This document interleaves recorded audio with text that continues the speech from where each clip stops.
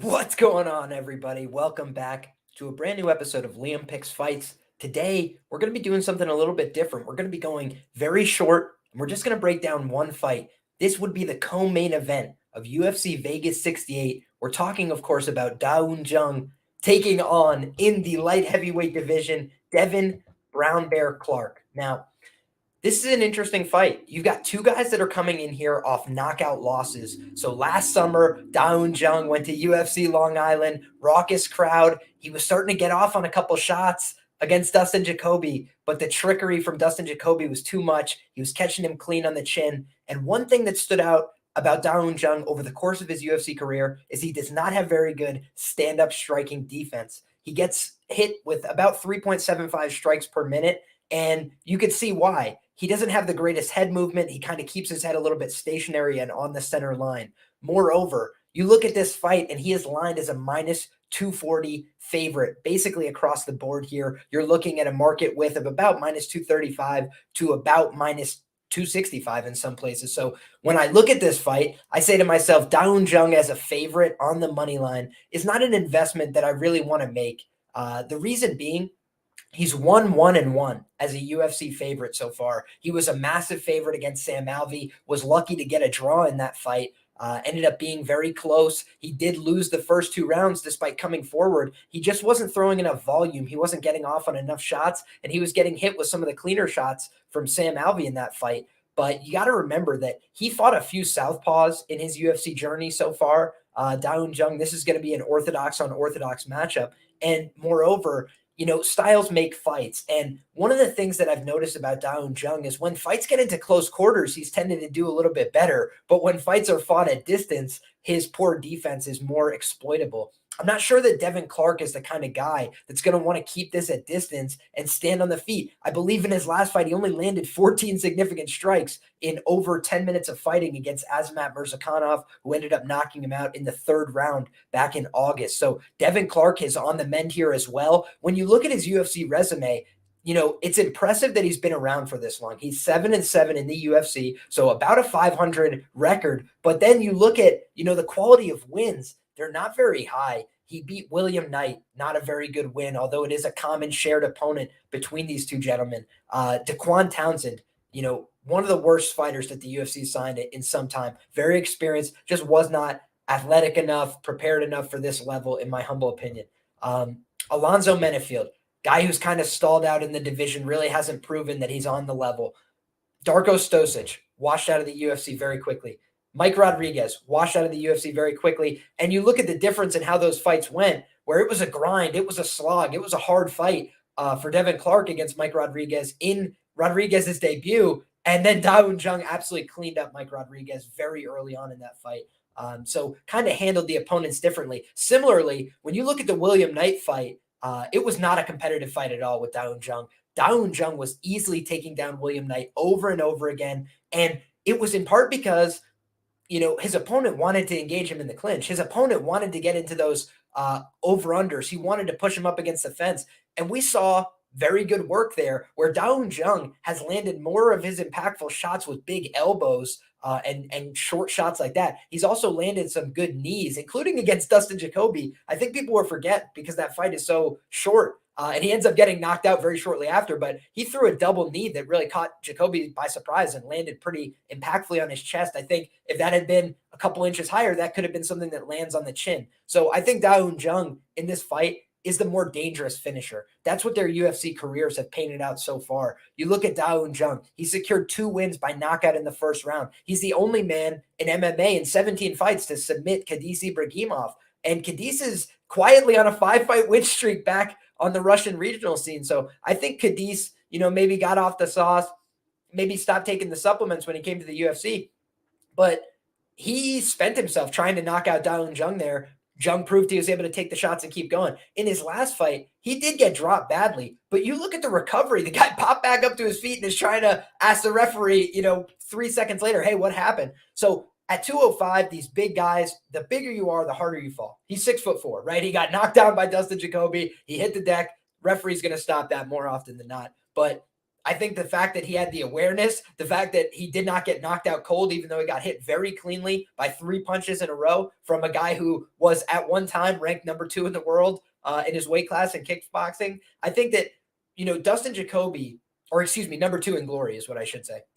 They said that on the broadcast when he was fighting Un Jung. So when I look at Un Jung's body of work, he hasn't beaten the greatest level of opponents either, but he's the younger fighter here. He's got longer reach. He's got a taller base. And Devin Clark is billed as a wrestler, right? That is his primary billing, is as a wrestler. But he's only recorded 3 or more takedowns in, I think, two UFC fights. So he's not a guy that's out there getting a ton of volume takedowns. When he gets on top of people, when he's able to take them down, sometimes he's able to be more effective. But when you look at the guy's path to victory, I'd have to think he's going to have to win this fight by decision more often than not. You look at his, past being prologue, the guy has a very good record in decisions. Let me refer to my notes here.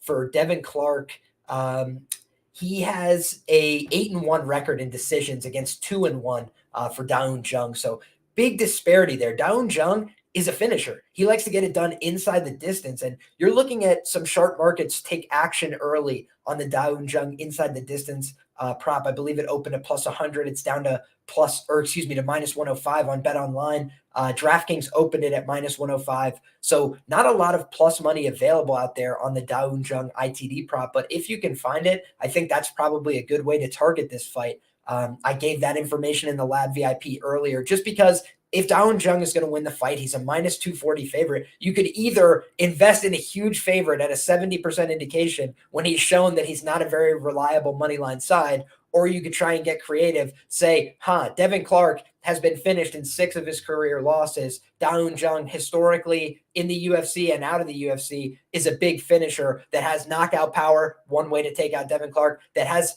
2 submission wins to his credit, 1 a head and arm choke on the regional scene, and 1 a choke of Khadisi Bragimov, again, who's never been choked before, who's never been choked since in a 17-fight professional career. That was a 3rd round choke as well. What have we seen from Un Jung? His best round against Sam Alvey was round 3. He came on strong. He landed his best shots. He recorded a knockdown. He wobbled Sam Alvey. He was able to salvage a draw from that fight when he was down the first 2 rounds. Kept fighting till round 3, fought his way back into the fight, showed he could hurt his opponent.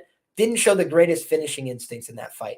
But every other fight, he's shown very good finishing instincts. When he had an opportunity to finish Cadiz, he put him away. Mike Rodriguez, he only landed about 3 or 4 punches, but he put him away so quickly by landing power shots on the jaw, taking him down, and then landing heavy ground and pound, forcing the referee's hand in that spot. So I think that Un Jung is very powerful. Kennedy Nzechukwu, I think people forget as well that this is a guy known for his durability, known for the fact that he can't get knocked out, known for the fact that he can, withstand some punishment in the early going. And a few elbows from Un Jung, and that was all she wrote. So I think Un Jung has the more powerful weapons, especially those elbows. And when you bring a fight in close, like Devin Clark is known to do, that's where he's been hurt a few times. He's been busted up with elbows. He's been busted up by knees.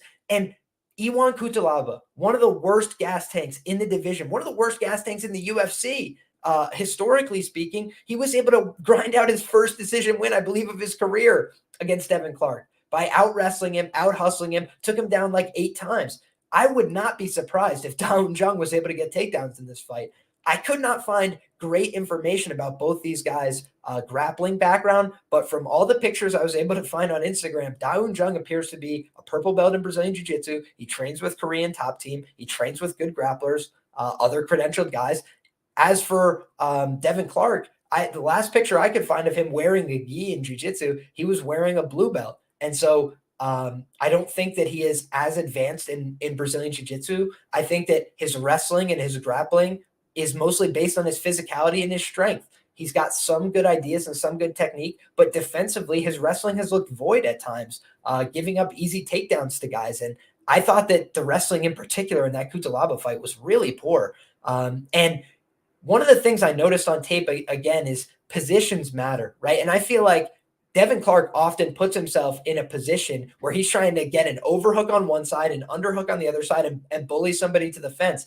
That's the exact position from which Un Jung likes to wrap the body lock and then hit a big stepping outside trip. We saw Iwan Kutalaba in the second round of their fight do that directly into the mount and nearly finish. So I think that this is the kind of opportunity for Un Jung, who's the younger fighter, who's got a 4-1-1 record in the UFC, who's a little bit more polished, to put things back together, to get the wheels back on the track, and to get a win here. But he's got an experienced opponent in his way. Devin Clark is training with Elevation Fight Team, so you'd expect that he's putting in hard work. He says that he's done a longer training camp for this fight because he was not happy with the fact that he didn't show up in the best shape for some of these other fights. So I think we should see a good fight here. I think it could be a war. I think it could be a very violent fight, but I have to favor Un Jung here. I think he's got a little bit more path to victory, a little bit more skills. And if you guys have watched this show for a long time, you know I like the more dangerous fighter. I feel like in this fight, he's a little bit more dangerous, but am I willing to jump out there on the minus 240, 70% indication for a guy who I know does not move his head that much, for a guy who I know has been finished